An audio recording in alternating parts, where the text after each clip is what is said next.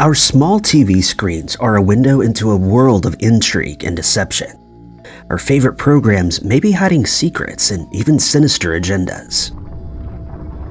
Number 10. Airing on the ABC network for 11 seasons in 1974 was Happy Days, the situational comedy that achieved the #1 Nielsen rating.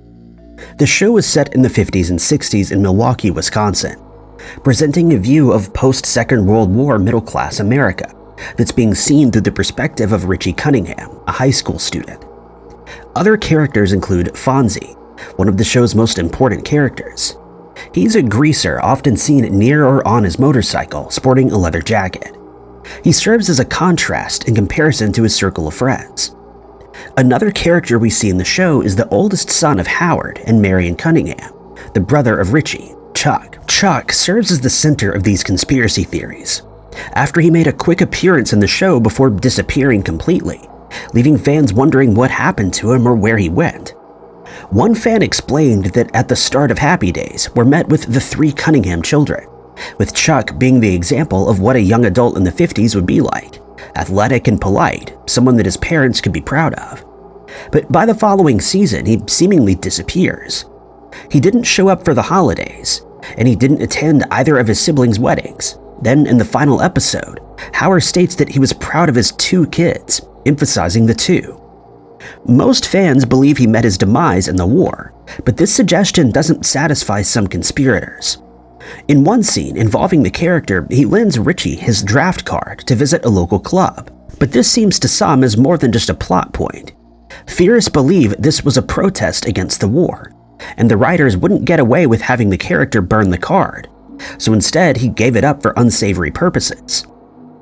The Cunningham family was supposed to represent the ideal suburban life, leaving no room for such coded messages. And this is where government intervention comes in. At this time, the series would have been censored by the government, and Chuck's attitude was not cutting it. So by the second season, the writers had to take him out, maybe even as a silent protest against the Nixon administration, according to one theorist. Chuck hadn't been getting much screen time in the first place, which was attributed to the fact that he was a college student, allowing the show to write him off as a character, making the viewers believe he went off to college. But some didn't quite see it that way, leading to the idea that he'd met his fate in the war. But others believe that his family actually disowned him for not fitting in with their conservative ways. Some think that he was displaying behavior that pointed to the idea that he was attracted to men, which is why he would be disowned. As fun as these theories may be, one curious individual discovered the real reason Chuck disappeared. She spoke to the actor himself, who stated that he hung around for half a season, but only had a few speaking parts. So by the following season, he opted to end his contract, and his character was subsequently written off as though he never existed. Number 9. MASH is an American drama comedy TV series that aired from 1972 until 1983 for 11 seasons. It's based on a motion picture of the same name. The show is set in South Korea amid the Korean War and follows the medical staff who treat injured soldiers in a mobile army surgical hospital. The main characters consist of 8 individuals, each playing an essential role as staff. The main characters include Captain Benjamin Franklin Pierce, referred to as Hawkeye, and Corporal Walter Eugene O'Reilly, known as Radar. Some fans have come to suggest that the entire show is happening in the mind of one of the characters, Hawkeye.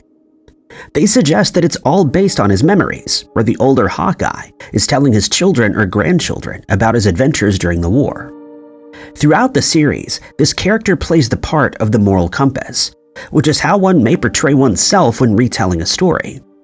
The series is centered around this man, which theorists believe is evidence that the entire show has resulted from his memories.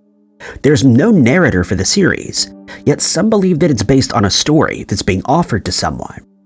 It could even be the man's recollections as he deals with his own mental problems, possibly his old age. Hawkeye is the one character who has endured a lot of suffering, which is why he's able to relate to his patients. This, theorists believe, is another piece of evidence for the theory. They suggest that he's sitting somewhere retelling these events to someone while painting himself as the good guy, the one who relates to his patients more than any of the others and serves as their moral compass. One conspiracy theorist pointed out that the dates and times are all over the place, suggesting that a time loop has taken place. One Reddit user, Velociraptor, gave another take on this theory. They believe that Hawkeye was possibly committed early in the series, and the viewers are unaware of this. The last episode with the tank and the compound is fueling this theorist conspiracy. In this episode, Hawkeye is driving the tank out of the camp, and all of the bystanders seem concerned and think that it's crazy. But this is how the character acted throughout the series. According to this suggestion, if Hawkeye hadn't reacted to the situation the way he did, it would have been more of a concern. Velociraptor believes that he was committed after the Rainbow Bridge episode and is sitting in a ward thinking back on his days at the 4077th. They believe that the dates and times are muddled up because Hawkeye remembers the events in a mixed-up sequence in his mind. This idea further explains the repeat actors playing different characters. Number 8. From 1990 to 1991, Twin Peaks, an American television drama series, was broadcast on ABC, and then again in 2017 on Showtime. This mysterious show was made for conspiracies, and they're in abundance. The series starts with an investigation into the homicide of a popular teenager and homecoming queen, Laura Palmer. The FBI Special Agent Dale Cooper is spearheading the investigation. The story takes place in a town of the same name as the series, Twin Peaks. As the investigation progresses, more mysteries, conspiracies, and supernatural happenings are being uncovered. We meet some interesting characters in this series, such as Bob, the inhabiting spirit that's thought to be the result of an experiment. He resides in the Black Lodge and spends his time possessing people and harvesting sorrow. Audrey Horne, the daughter of the wealthy businessman Benjamin, became enamored with Cooper, who tried to help with the investigation. Cooper also has a doppelganger with whom Audrey meets and has a son. The son ended up being Richard, the sociopathic criminal. Twin Peaks grew into a cult classic and definitely garnered a variety of theories. This one in particular centers around Agent Cooper, who theorists believe may actually be D.B. Cooper. D.B. Cooper was a criminal who hijacked a commercial plane in 1971.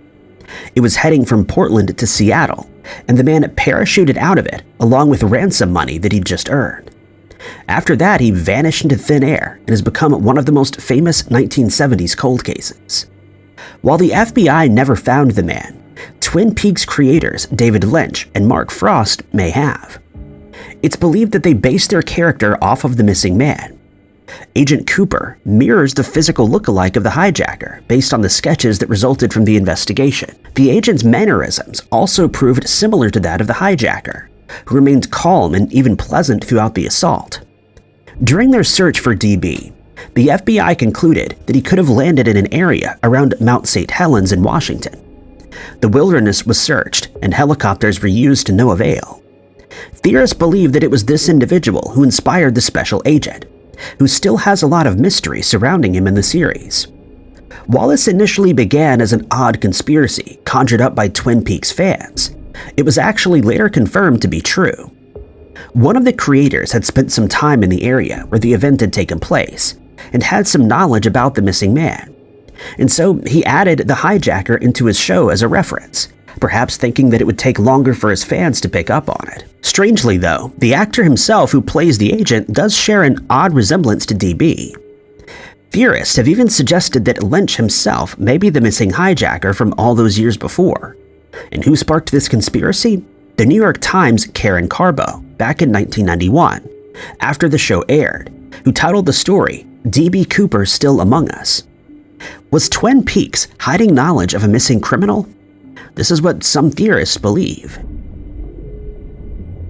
Number 7. The popular Riverdale series, based on the characters from the Archie comics, was released in 2016.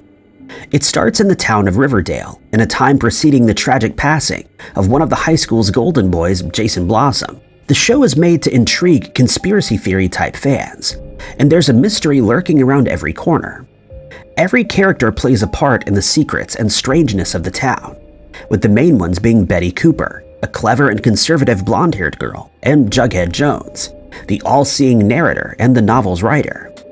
Then we have Archie, a budding musician and a Riverdale bulldog, and the black-haired Veronica Lodge, a new student at Riverdale High School and a member of the River Vixens.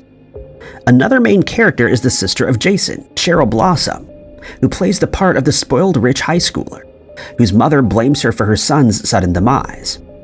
With a show like this one, theories are a dime a dozen. The all happening in this character's mind theories, particularly, are a fascinating rabbit hole of intrigue. Riverdale was unable to evade this same idea. Each successive conspiracy theory claims to have more supporting evidence than the last. This conspiracy states that the whole show is actually happening in Jughead's mind. This is an idea that's been discussed quite heavily on the Riverdale Reddit page. This theory has actually been around since the first season of the show.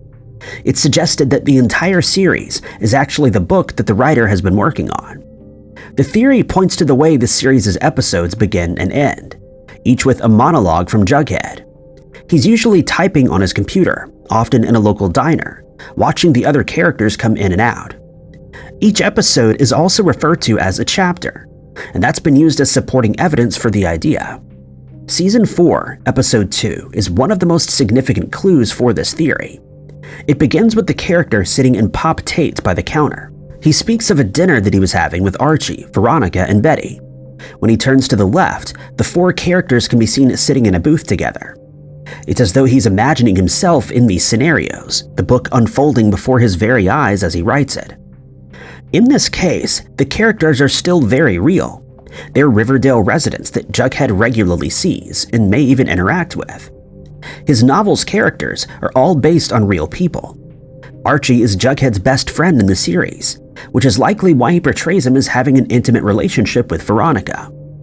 One Reddit user, Dotted Ladybug, explains that the reason for some of the more graphic scenes is because neither he nor his best friend have girlfriends, and so Jughead creates these scenes to fill the void for his friend. More Reddit users also add some sense to this whole theory, pointing out possible reasons why the characters are being portrayed a certain way. Betty, being the writer's girlfriend, is the do-gooder, the heroine of the series. Archie takes on the persona of one who's always trying to do the right thing, but often gets assaulted. As for Veronica, well, there are some more complex feelings about her, and the writer may even be trying to figure out what kind of character he really wants her to be. One Redditor, Brian Rollo, stated that they wouldn't be surprised if the show ended with Jughead closing his laptop back at the diner in a Season 1 scene. Further evidence for this theory can be found in the way the writer portrays himself, such as how he becomes the leader of a motorcycle gang at the age of just 17.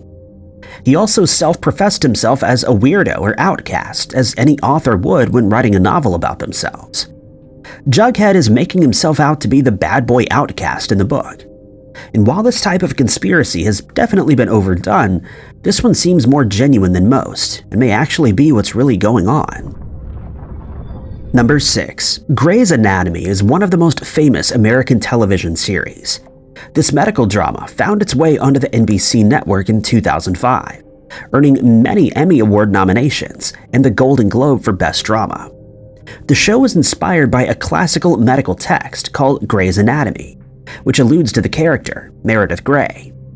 It focuses on the personal and the professional lives of surgical interns, as well as their mentors.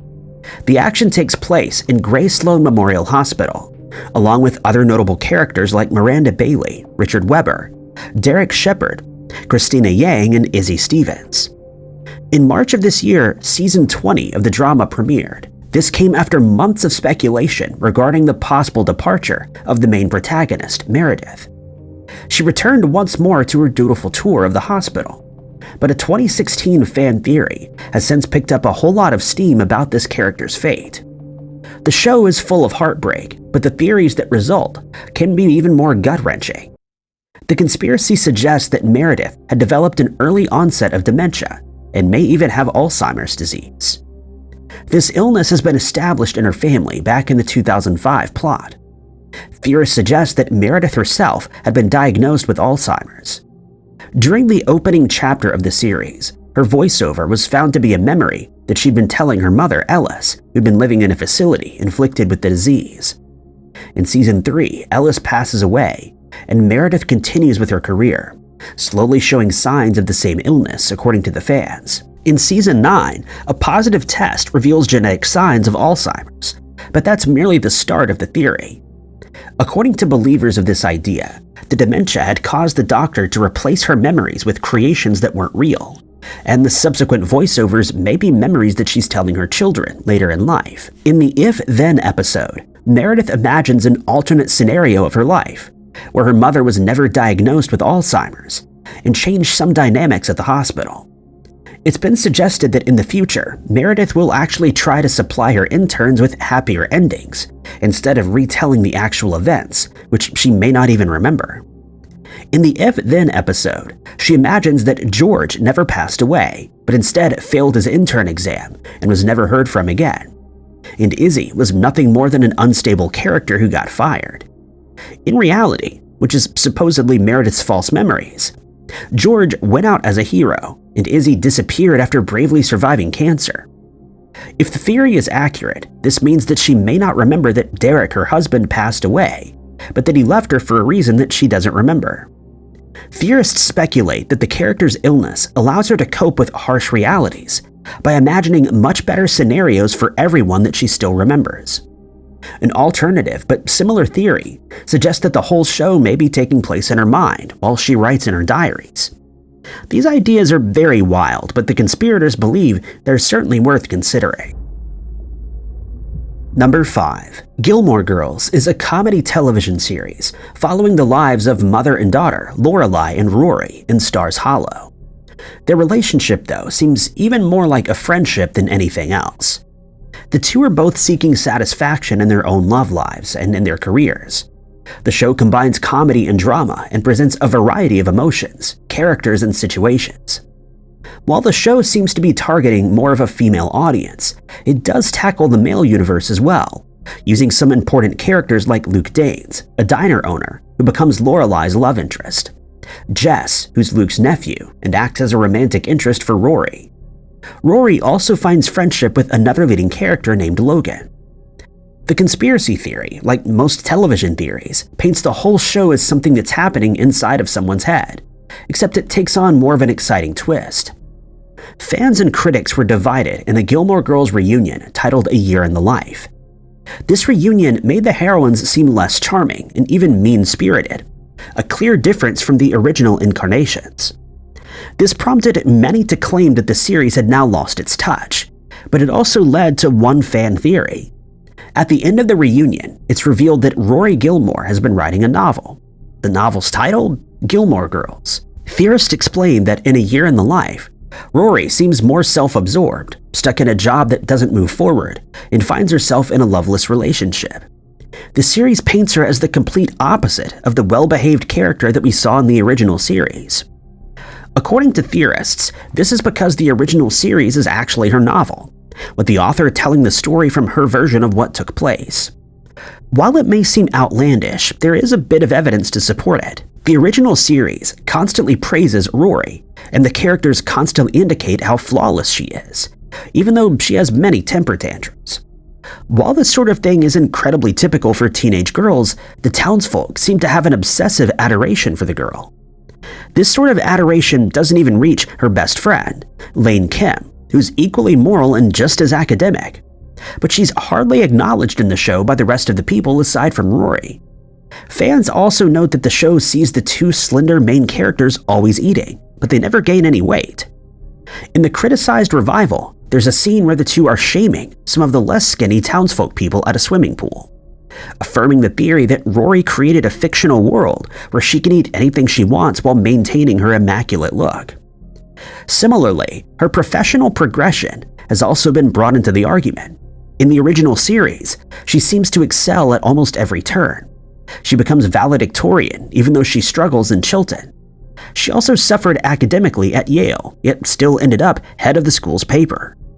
But in the revival, she's jumping from job to job. She often squanders various opportunities because that's just who the honest Rory is, and not the self-applauding individual we see in the original. Rory's flaws are consistently downplayed as well, adding to the evidence. She has her fair share of selfish and flawed behavior, but these circumstances are often excused and attributed to external factors. The only problem with this theory is that there are some scenes where Rory does something horrible, like cheating on her boyfriend. If she were writing a book about herself, she might leave out the parts that make her seem like a flawed person. But then again, these erroneous acts are being discounted. She may also have written more of a disappointing end for her friend, Lane, if the novel was supposed to be all about her. This means that in the revival, we're seeing the actual character for the first time. Number 4. In 2008, a crime drama series aired on AMC, Breaking Bad. The show is set in Albuquerque, New Mexico, and follows the life of a high school chemistry teacher named Walter White. Walter finds out that he has inoperable lung cancer, but seeks to provide financial security for his wife and their son. And so he turns to a life of narcotics, where he partners up with a former student to make and sell narcotics. The conspiracy, though, consists of 2 series, the other being Malcolm in the Middle, which aired on Fox in 2000.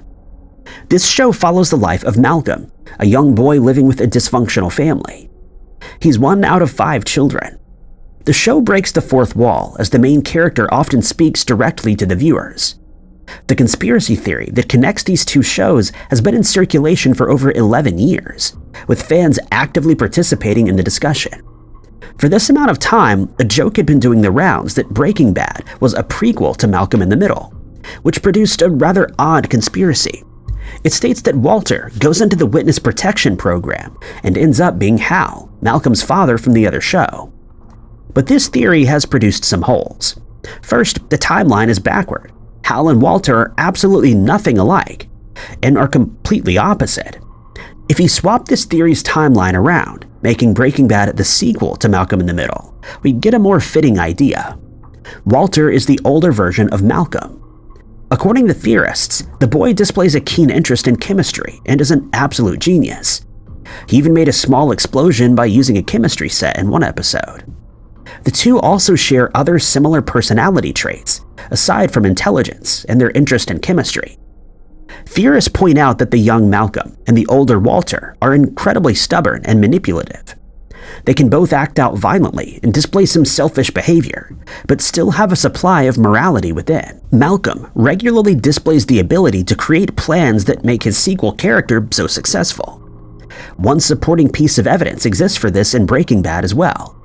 Early on, the character reveals that he doesn't care too much for his mother. We also know that Malcolm would most likely look similar to his father when he grows up. In comparison, Hal and Walter share a resemblance, which means that when the boy is older, he probably will look like Walter. The only inconsistency in this suggestion is the name difference. Some suggest that the boy could have changed his name when he reached adulthood, but one theorist has an alternative idea. In the family reunion episode of Malcolm in the Middle, we learn that Hal's father's name is Walter. Most families traditionally make use of their predecessors' names for their own children, which leads to the idea that Malcolm's middle name may be Walter. This suggests that he didn't change his name, but rather started going by his second name. The surname, however, adds some complexity to the conspiracy. And Malcolm in the Middle, we're met with another character, the tritagonist Francis, the eldest brother. In the pilot episode, Francis is wearing a cadet uniform with a name tag with the surname Wilkerson. So for the remainder of the show, we accept that this is the family's surname because it's never mentioned again. In the finale, Malcolm's name is announced, but when the surname is spoken, there's some disruptive feedback that blocks it out. And Francis's name tag states Francis no last name. We never really know what their actual last name is. It's likely that the creators couldn't come up with one that fitted well enough. But theorists believe that this was done intentionally to keep the surname a secret. They believe that the surname has always been White. This means that Malcolm wouldn't have to undergo a whole name change to become Walter White. Number 3. That 70s Show is an American comedy series that follows the lives of a group of teenage neighbors who live in the fictional town of Point Place, Wisconsin, during the mid-70s. The show takes place in the basement of the Foreman house, where Eric lives with his highly conservative father, Red, his mother, Kitty, and his college dropout sister, Laurie. Eric gets along with a little help from his friends, which includes his best friend, later turned girlfriend, Donna, the cool guy, Stephen, the intellectually challenged Michael, and his spoiled and controlling girlfriend, Jackie. The group also includes the foreign exchange student, Fez. This conspiracy theory puts the parentage of both Donna and Steven on trial. Donna's father, Bob, goes through many relationships throughout the series, some of which take place off-screen. According to one fan, Bob is not actually Donna's father, but rather Steven's biological parent. Theorists point to all the similarities between the two. Bob and Steven share the same curly hair and skin complexion, and even their personalities seem similar at times. But these parallels aren't the only reason that fans sparked this idea. Back in the 70s, spouse swapping was a popular trend among couples in their 20s and 30s. The Formans likely wouldn't have participated in something like this, since Red is too traditional and conservative. But spouse swapping may have been an interest for Bob, and as mentioned, Bob had a few relationships during the series, some of which may have occurred in his early adulthood that we don't know about, particularly with Hyde's mother. The theorist, Patrick R's Ghost, who took to Reddit with this idea, explained that offspring inherit physical as well as mental traits from both parents. But in most cases, the father's genes outweigh the mother's. Donna's mother, Midge, has straight hair, just like her daughter, but it's blonde. Bob has dark hair, so where did the red tone of Donna's hair come from? There could have been a recessive gene on both sides, but the chances of it popping up in their daughter's genes were deemed unlikely. She inherited the straight hair from Midge, but the redness, well, that's a mystery. Based on the statement relating to genetics, Hyde's father had other characteristics that are inheritance from Bob. Both parents engaged in some spouse swapping activities and seemingly never questioned the parentage of their children. Number 2. The most famous American sitcom aired on CBS back in 2007, The Big Bang Theory. The show takes place in Pasadena, California, and shows the lives of a group of friends who each have one thing in common: science. The characters include the experimental physicists Leonard Hofstadter and Sheldon Cooper, who live across from a blonde waitress, Penny. Then we have the aerospace engineer, Howard Wolowitz, and the particle astrophysicist, Rajesh Koothrappali. The sitcom is humorous, charming, and entirely ridiculous, and finds itself with a large fan following.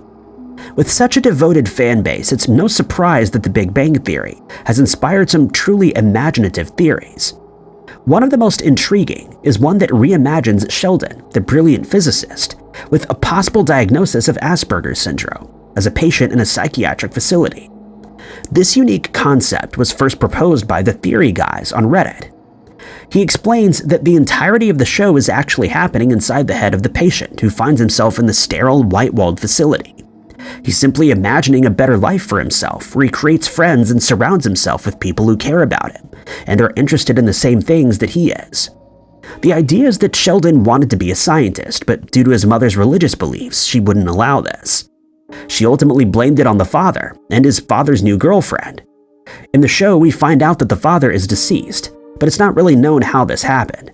But it could be the reason that Sheldon ended up in the asylum. In the facility, there's another patient, Penny, who's the neighbor. Penny could be another patient whose room is right next door or across from the character. This is why she appears in the imagined fantasy of his friends and a better life. Leonard also ended up in the ward after being lobotomized by the government for trading missile secrets to North Korea. Sheldon also sees a counselor, Amy, during this time in the institute, who plays the role of the professional brain biologist in the show. Amy is obsessed with him, his intelligence, and how his brain works, which is why she's portrayed in his dream world as an obsessive yet smart individual.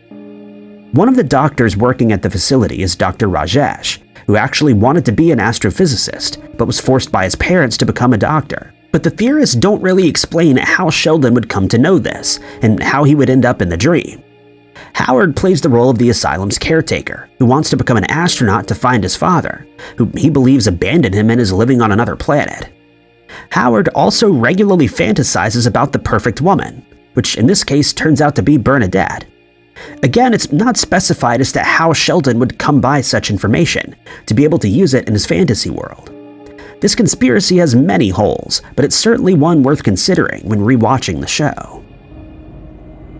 Number 1. Back in 2016, an American television series was released, and it later became a favorite among science fiction fans. The show is set in the 1980s and takes place in the fictional town of Hawkins. A group of youngsters initially embark on a journey to investigate their friend, Will Byers' disappearance. A complex series of events then unfolds and spans over 4 seasons, where we meet an array of characters. The main characters are Joyce Byers, the mother of Will, Jonathan Byers, the brother, Jim Hopper, the chief of police, Eleven, who becomes a primary focus in the series, and a girl with strange physical abilities who escaped from a lab. Then we have the rest of Will's friends, Mike Wheeler, Dustin, Lucas, and Max. Other main characters include Nancy Wheeler and Steve Harrington. This conspiracy theory focuses more on Eleven, the girl from the lab, who can move objects with her mind and harbors other superhuman abilities. The theorists believed that she didn't have the natural ability to control things with her mind, but that these powers were actually the result of experimentation. CIA experimentation, to be exact. Believers of this idea draw parallels between real-life CIA operations and the series. It's explained that Chief Hopper tracks down a woman named Terry Ives, who attempted to sue the government for the abuse she sustained at the Hawkins laboratory, the supposed fictional lab that Eleven escapes from. Hopper and Ives' sister engage in a conversation about Project MKUltra, a very real government program that went on from the 50s to the 70s. Test subjects were taken from over 80 institutions, but all of the files or documents relating to them were destroyed.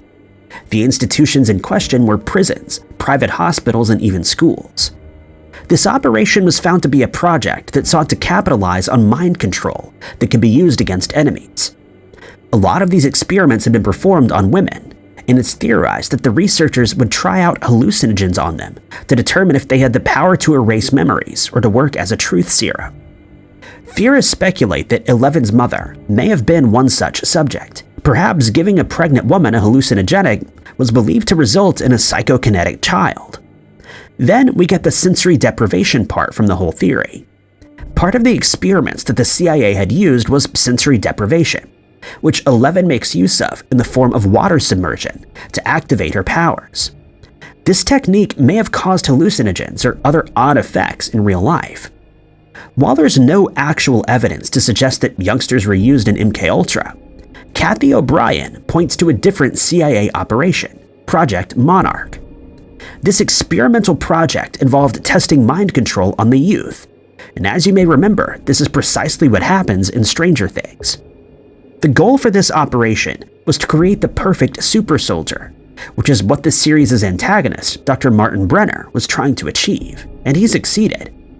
Through testing various youngsters who he'd taken away from their families, Brenner eventually managed to create the perfect one, but not without consequence. When Eleven uses too much of her supposed power all at once, she faces some physical issues, which shouldn't be something that happens to an individual who has a naturally occurring superpower. And that's because she doesn't have a naturally occurring superpower, according to theorists, but had been experimented on since the day she was born. Through various techniques and memory tests, Brenner makes his super soldier. While Project MKUltra gets most of the credit as the inspiration behind the series, there's another project that relates more to the test that Eleven had been subjected to, Stargate Project. This operation aims to research paranormal phenomena that may have been used in the military, such as psychokinesis, mind reading, and even remote viewings. Remote viewings, such as when Eleven listened in on a Russian man's conversation. The CIA also hired a psychic headhunter to find and recruit candidates. The Men Who Stare at Goats was a book-turned-movie that discussed the Stargate experiments, in which subjects with telekinetic abilities were expected to use their minds to take the lives of animals.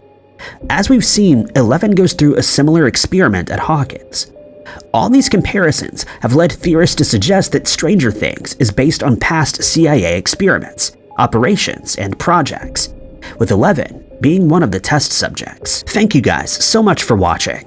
If you liked this video, be sure to hit that like button. Also, don't forget to subscribe and click that notification bell to keep up to date with all of our future uploads. But my name is Ty Knotts, and I'll catch you guys in the next video.